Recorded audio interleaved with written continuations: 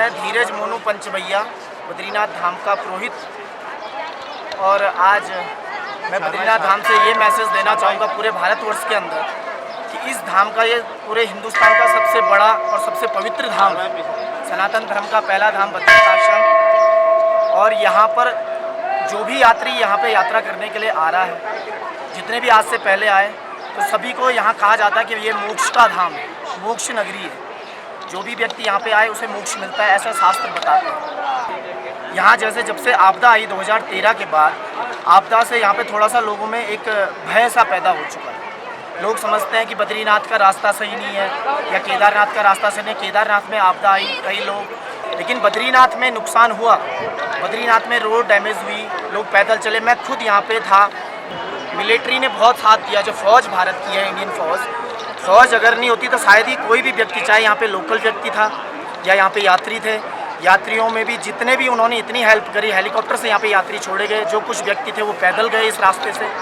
पैदल 40 से 42 किलोमीटर हम लोग पैदल चले। लॉज जितने यहाँ पे होटल बने आप दिखा सकते हैं, जितने होटल लॉज जितने बने, यहाँ पे कोई व्यवस्था नहीं है। यात्री को ना बिल काट के दिया जाता, किराया मन मर्जी का किराया ले रहे हैं, कोई वो नहीं, जैसा मर्जी आ रही वैसा। अगर इसमें ये व्यवस्था बने कि हाँ इतने रुपए लगभग किराया होना चाहिए हर व्यक्ति का, हर होटल का, इसलिए यात्री, ये तो गलत मैसेज जाएगा इस धाम से। तो थोड़ा सा इसमें फोकस करना पड़ेगा। मैं डीएम साहब को भी कहना चाहूँगा, यहाँ से जो अधिकारी हैं डिस्ट्रिक्ट चमोली के, कि वो भी इस चीज़ पे विशेष ध्यान दें और बद्रीनाथ में जो स्थिति है, ये स्थिति आगे ना आए। जिंद्रनाथ यहीं के रहने वाले हो? ठीक है। कितने साल से रह रहे हो यहाँ पे? जन्म से। मतलब आपदा जब आई थी क्या था उससे पहले यहाँ पे? यहाँ पूरा बाजार था, यहाँ जगह सा लॉज थे, यहाँ इस साइड में लॉज थे, इस साइड दुकानें थी, यहाँ की दुकानें, सारी मकानें थी। यहाँ पे स्कूल था, junior high school. Junior high school, थोड़े तेज आवाज़ में बोलिए। जूनियर हाई स्कूल था, ये पूरा बह गया यहाँ से। जब ये 16-17 तारीख जून को आया था, ये आता यहाँ पर। कॉलेज भी था, बच्चे पढ़ते थे उसमें? बच्चे पढ़ते थे उस टाइम, तो सारे निकल गए थे। 4 बजे से पानी आना स्टार्ट हो गया था। अच्छा। तो ये पूरा तो मतलब बनाया गया सरकार के द्वारा फिर? ये जेपी कंपनी ने, यहाँ तो खड़े होने की जगह नहीं थी, ये तो मलमा बर्रा का पूरा यहाँ, ये तो पूरा खट बने हुए थे यहाँ पे। ये वहाँ से लेके जेपी कंपनी ने बैराज से उठा के मलमा यहाँ डाला। ये सब पानी में ही कटा हुआ है? पूरा पानी में कटा हुआ है, पूरा जितना भी कटा था, पूरा इतना ऊपर पानी चढ़ गया। यह कि 100 मीटर से ऊपर पानी चढ़ गया था। 100 मीटर से ऊपर? इतने हाइट में पानी चढ़ गया। फिर कैंपों में गए आप? हाँ, कुछ जंगल में गए, कोई कहीं गए, तब जाके सबकी जान बची। दार्जिलिंग से आए हैं, उधर में केदारनाथ जाके कल रात को पहुँचे। तो यहाँ सड़कें में कुछ समस्या है, शायद लास्ट जो डिजास्टर आया था उसका कारण से हो सकता है। आके बहुत अच्छा फील हुआ। जैसे पहले सुना था कि यहाँ 2013 में जो डिजास्टर हुआ था उसके बाद में कुछ खराब होगा, जाने के लिए भय है, वैसे हम लोग को कुछ नहीं लगा। आपको रास्ता कैसा लगा NH58 जब आए? रास्ता में बहुत खतरनाक रास्ता है। बच्चों को लाने से रास्ता पार करने के लिए बहुत समस्या है। जगह रास्ता जो खराब है वो खराब है। रात को चलना तो मुश्किल ही है, रात को चल ही नहीं पाएंगे। दिन में चलने के लिए रास्ता ही कुछ समस्या है। हम लोग छोटे गाड़ी से आए, बड़े गाड़ी में आने वाले को मैं सोच रहा हूँ कि कैसे वो लोग कैसे फील करके आए। ज़्यादा से ज़्यादा यहाँ पर आके भगवान का दर्शन करो और यहाँ का जिस तरह का एक सुंदर जो ये है उसका मजा लो। हाँ, और गवर्नमेंट का भी एक मैसेज देना चाहते हैं कि गवर्नमेंट भी यहाँ का माने कंट्रोल करे, रास्ता ठीक करे। गवर्नमेंट सरकार को, उत्तराखंड सरकार को यही है कि रास्ता ठीक करे। बाकी टूरिस्टों के आप लोग आओ, सेफ है, बहुत देवथल है, बढ़िया है, बहुत बढ़िया है। यहाँ पर मंदिर अच्छा है, बहुत अच्छा लगा।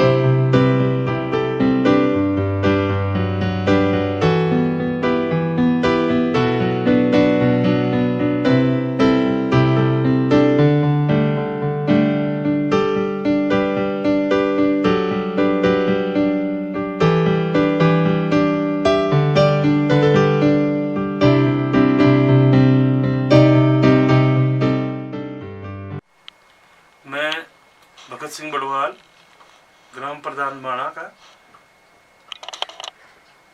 यहाँ पर इस साल अत्यधिक वर्षा होने के कारण मतलब बर्फबारी होने के कारण ग्लेशियर से 15-20 मकान पूर्ण रूप से क्षति हुई है।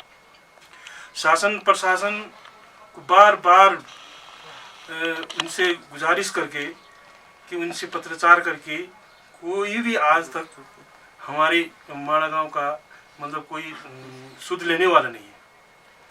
बड़ी दुखद के साथ कहना पड़ता है, सीमांत ग्राम में रहते हुए भी हमारे साथ इस तरह से सौतला व्यवहार किया जा रहा है। ग्राम माणा के 402 परिवार जो यहाँ पर रहते थे, आज 250 परिवार यहाँ से पलायन कर चुके हैं, क्योंकि किसी प्रकार से यहाँ पर हमको सरकार की तरफ से कोई बेनिफिट नहीं, सरकार की तरफ से कोई हमें किसी तरह से सहायता नहीं मिलता है। तो हमारी जो यूथ जनरेशन है वो यहाँ आने को चाहते ही नहीं है। स्कूल कॉलेज इसके बारे में हमारे स्कूल जो यहाँ पर चलते थे, वो बच्चों की टीचिंग की सुविधा न होने के कारण सब माइग्रेट, जब हम चमोली हो जाते, गोपीसर हो जाते हैं तो वहाँ पढ़ते हैं, क्योंकि यहाँ पर शिक्षा का बहुत अभाव है, शिक्षा और मेडिकल। क्योंकि हमने डिस्ट्रिक्ट हॉस्पिटल में सीएमओ साहब से बात की थी कि यहाँ पर एक प्राथमिक स्वास्थ्य केंद्र होना चाहिए, क्योंकि यहाँ पर हमें एक बीपी नापने तक का भी एक साधन नहीं है हमारे पास। कभी ऐसी प्रॉब्लम हो जाती है तो यात्रियों को, हमारी जो गांव के बुजुर्ग लोग हैं उनको यहाँ से 100 किलोमीटर आगे ले जाना पड़ता है, तब तक वो रास्ते में कोई कैजुअल्टी बढ़ जाती है। सबसे प्रॉब्लम स्वास्थ्य की है। बार बार विनती करते हुए भी कि हमारे एक प्राथमिक स्वास्थ्य केंद्र दीजिए, एक डॉक्टर दीजिए, क्योंकि यात्रियों के मद्देनजर रखते हुए यहाँ पर डॉक्टरों की बहुत आवश्यकता है, नितांत आवश्यकता है। क्योंकि यहाँ पर ऑक्सीजन की इतनी कमी है कि यात्री आते आते कभी सांस फूल जाता है, बेचारे वहीं पर लुढ़क जाते हैं, किसी को चक्कर आ जाना, नाकों में खून बह जाना।